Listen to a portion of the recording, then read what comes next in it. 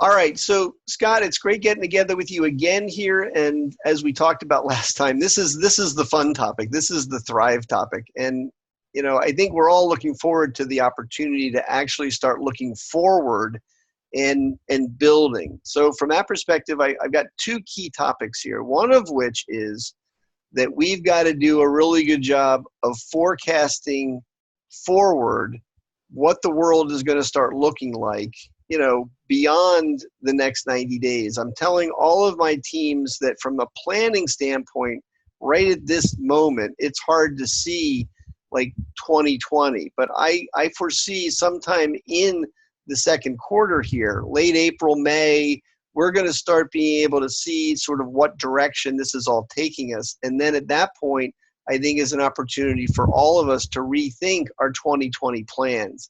And that's where I think we can start getting creative. I think we can start having some fun saying to ourselves, all right, we've learned a little bit about what this new world order looks like. What are the opportunities for us in this? How can we change our businesses? How can we make improvements to how we're doing things? Are there new products we could offer? Are there new markets that we could serve? Our competition may be struggling in this. Where are their weaknesses and how can we capitalize? Because a lot of companies, I think, are going to come through this faltering. So if you've done a good job with survive and thrive, if you've done a good job with survive and alive, it's going to allow you to thrive not only with current customers and taking the relationships deeper, but perhaps entering new markets and talking to new customer groups that perhaps you haven't had an opportunity to talk to before. So I think this whole notion of let's relook at 2020 and let's see what opportunities might exist for us. So I'm curious, Scott, from this perspective, and I don't think you've necessarily yet had an opportunity to plan out 2020 because you're in the midst of we're still surviving and staying alive, but I'm kind of curious if you see opportunity in this. Well, I actually do spend a lot of time in the Thrive area. So it's where I prefer to live. So I'm trying to take as many actions as I can during the Survive to expedite that and get the foundation of the business secure. And we're pretty close. I'd say end of next week, we should be through the Survive components. That being said, though, you don't know the talent you have within your staff. You see your staff a certain way. This person is a programmer and that's what they do, or this person is an implementation specialist and that's what they do, and that's how you think of them, right? And it might have been you who said, you need to go and get feedback from your team. And so as part of what I'm doing, again, with the over communicate, is I'm asking for that feedback from my team. And I'm loving it because I'm getting feedback from every corner of the company, and the feedback has been really helpful. So we're acting on some of that stuff, and preparing for the Thrive is developing new products and services, which we are in the midst of doing. So I think post COVID-19, I'd have to say much of my staff is probably not going to say, I can't wait to drive 45 minutes to the office. And so Bobby's doing everything in his power not to nod or smile.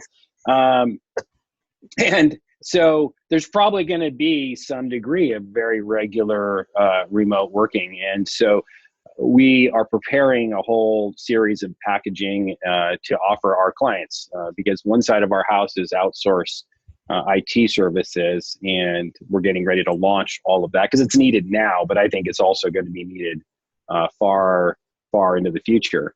We have a lot of retail customers, and obviously there's this new service out there that I think is going to stick. It's called the internet, and I've heard of it.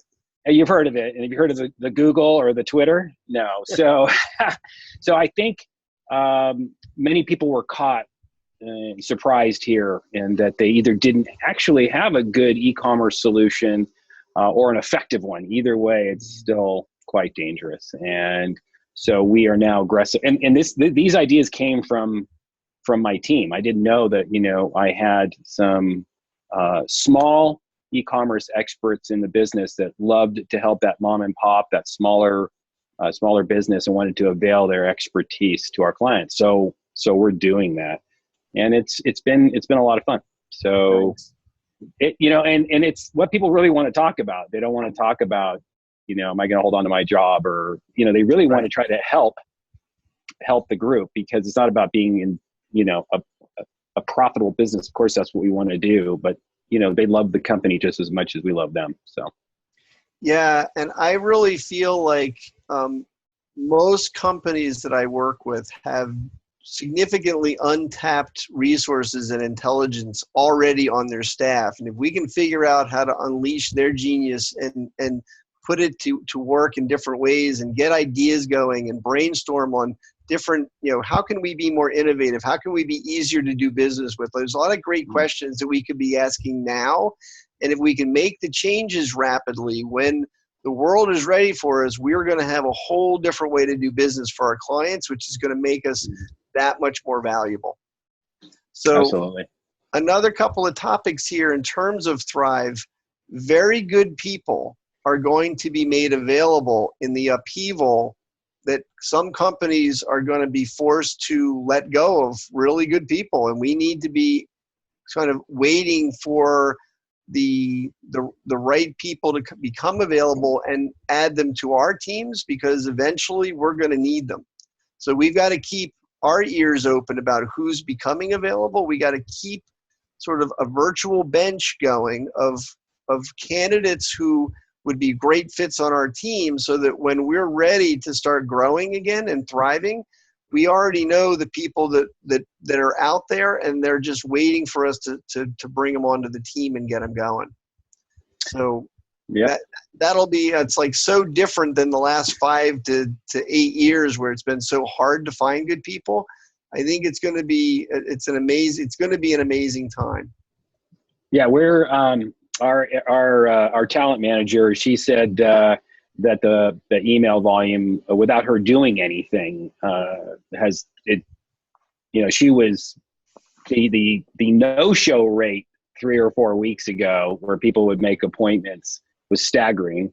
And somebody asked if we had increased our recruitment spend, and they said, "No, actually, we cut it. We're actually not doing much right now," and the phones are ringing. So as you said earlier, it's definitely the shift between the driving force on that market has shifted. That being the case, also we are probably our most successful source of new members to our team is our team itself, and so the referral type line has always been good, and it's obviously really needed in that tighter market. But now, like you said, somebody might know a crackerjack salesperson, which absolutely was formerly not available, that is available, and you need to be ready to jump on that, because as you said before, you want to come out the other side of this stronger, and that's one way you can absolutely do it. Yep, for sure. So one other topic that you could be thinking about as a small business owner in the Thrive stage is that many companies are going to be, kind of knocked sideways by all the upheaval. And there are going to be owners who are going to be looking to get out, and they're going to need somebody to buy them up and to integrate their people and products into a different business. And it's good for the person who needs to get out, and it's good for the business who's acquiring them. So look for opportunities if you're so inclined. Now, doing acquisitions isn't for everybody, but I've seen companies grow dramatically through acquisition, even in good times. And right now, there's going to be companies that are in distress that are going to need help. So there may be some bargains out there that you can take advantage of, and it can be a great way to grow. Picking up client base, picking up good people while buying the business. So I think it's a strategy that I've seen work with a lot of good businesses. Absolutely, and we've grown through acquisition. We've had 3 successful acquisitions, prior to this COVID-19. So I totally agree with that philosophy. So you have to be prepared for it, both financially and the culture fit. You really want to make sure that you're not just buying a client base that isn't used to, let's say, the types of services you offer, your price point, things like that. And the same thing with the employees. Sometimes cottage type businesses run by families with lots of family members in them. It might be a little loose with the pocketbook, and they might, not understand their more market valuation. So, these are just things we've learned over time that we would be on the lookout for now. Yep.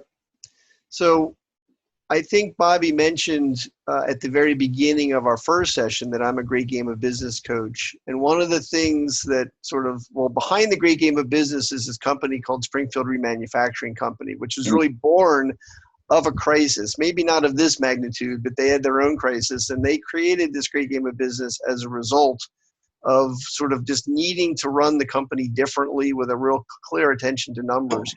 Their company has doubled in size within 4 years following each of the recessions. And they've been at this since the 80s. And it's because they know how to take advantage of the downtimes and they prepare for it. They actually even look forward to it because they know that opportunity is born in recessions.